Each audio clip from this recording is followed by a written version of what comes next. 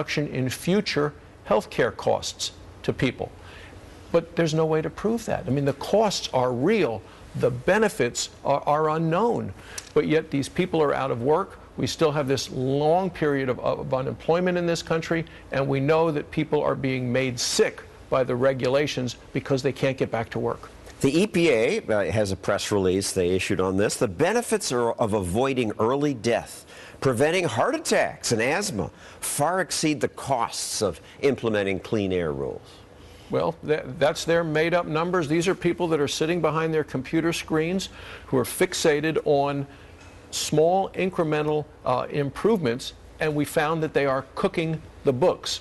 Fundamentally, we see that people that are out of work for an extended period of time have chronic long-term unemployment, higher risks of premature death, higher risks of heart disease, higher risk of strokes.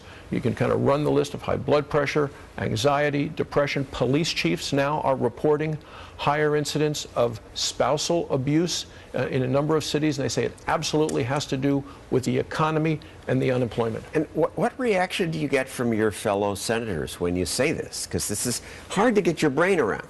Well, colleagues on my side of the aisle and people who practice medicine like I have for 25 years and have taken care of individual patients who have been out of work for extended periods of time know the added stress that puts on a family. They understand that. People who are fixated with the EPA, they're following a different drummer and really are buying into so many of the beliefs of the extreme environmentalists. Now, this show is titled, What You Think You Know May Not Be So. People think they know that the EPA is saving us every day. And here's a reaction to your argument from a big deal California senator. Senator Barrasso's comments lead me to believe he lives in an alternate universe. An alternate universe? This is what my neighbors in New York say when I say this stuff. Well, Barbara is the chair of the Environment and Public Works Committee, which is why I'm working so hard to have the Republicans take over the Senate. She's so now your... She's will not above you in the... She will not be the chairman anymore, and the Democrats and their environmental agenda, which is an extreme agenda, won't be in charge and calling the shots on this. I worry about this unemployment rate, which continues to be so high, so many Americans out of work. I want to get a healthy economy and a healthy environment, and I think we can do absolutely both of them. But when we follow this extreme environmental agenda, which is very, very costly, and the benefits really are unknown, I don't think we're helping our country. Thank you, Senator John Barrasso. Coming up, more examples of how what you think you know may not be so. For example, do you steal? Ever? You say no, but my cameras caught people in the act. We all have biases, but I grew up believing that scientists, they're special. Smart, of course, but also unusually unbiased, careful, trustworthy.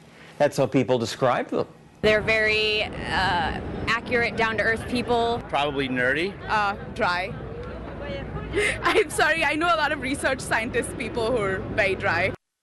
Well, some scientists are dry. My older brother's a scientist. He can be very dry.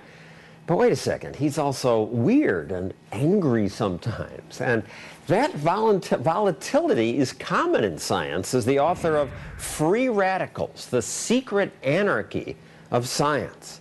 Anarchy, says physicist Michael Brooks, is what's given us some of the greatest scientific breakthroughs. So anarchy?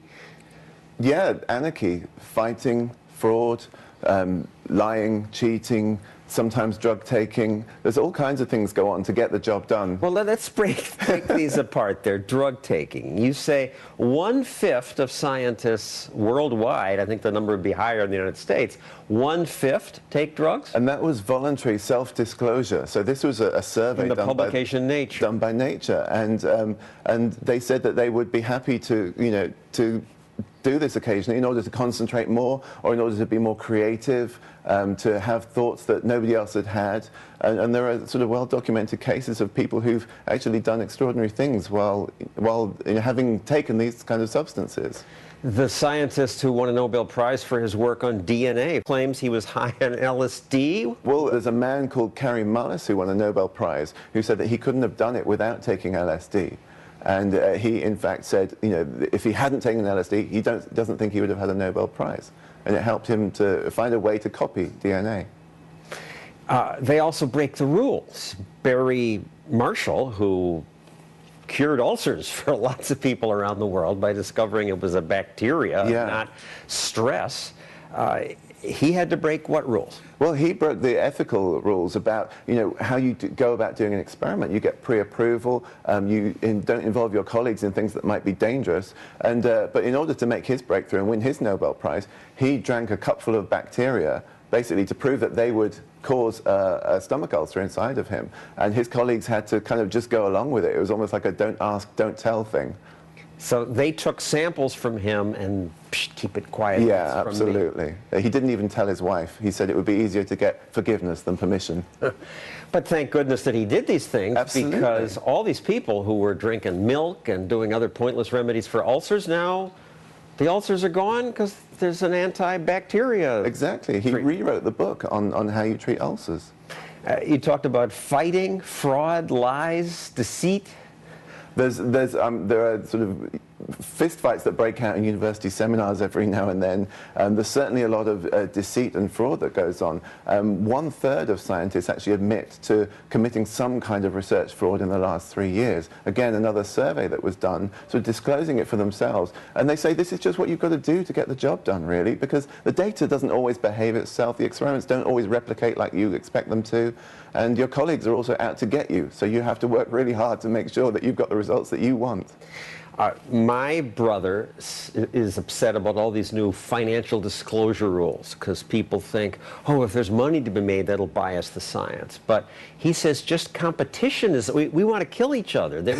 My colleagues would run over their grandmothers to get some advancement. Absolutely. I mean, there's no prize for second place in science. And you don't come across very many rich scientists either. It's not a way of sort of making a lot of money. It's fame. All you have is fame, your place in history for making this discovery.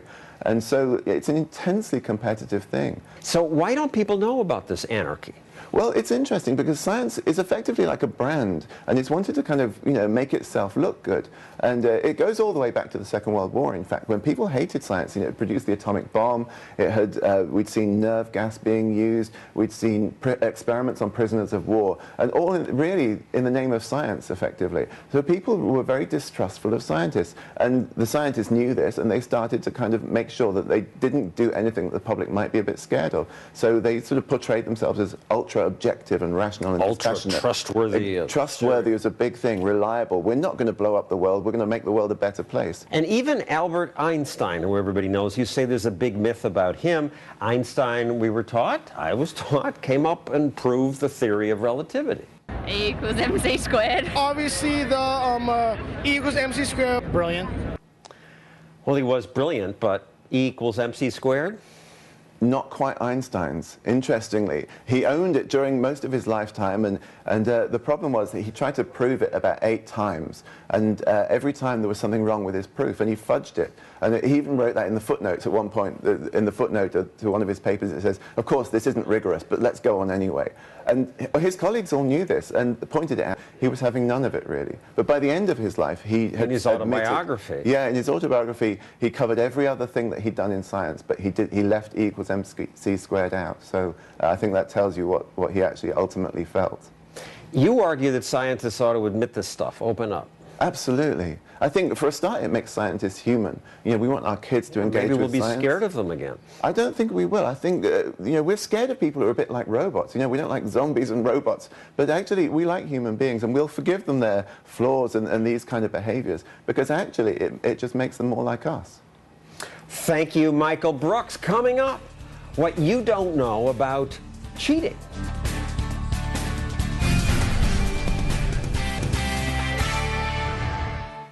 Do you cheat? Ever? Never? Come on. You lie to be polite to people, right? You say, you look thin. Or maybe you take pens home from work. Of course, you probably don't take petty cash home from work. So why? Where's the line? Intuition tells us that what stops people from cheating or stealing is when the risk of being caught or the severity of punishment exceeds the benefit of getting something for nothing. But the author of The Honest Truth About Dishonesty, How We Lie to Everyone, especially ourselves, says that's not the reason. He's Dan Ariely, a psychology professor at Duke. So it's not about getting away with it? No, or getting away with it is a small part of it. It turns out that the biggest effect comes from the fact that we have two motivations. On one hand, we want to view ourselves as honest, wonderful, caring people. On the other hand, we want to benefit from this honesty. And what we do is we try to balance the two forces. Now, you can say, how could you do both? You're either honest or you cheat. Right. As long as you cheat just a little bit, we can cheat and still think of ourselves as honest people.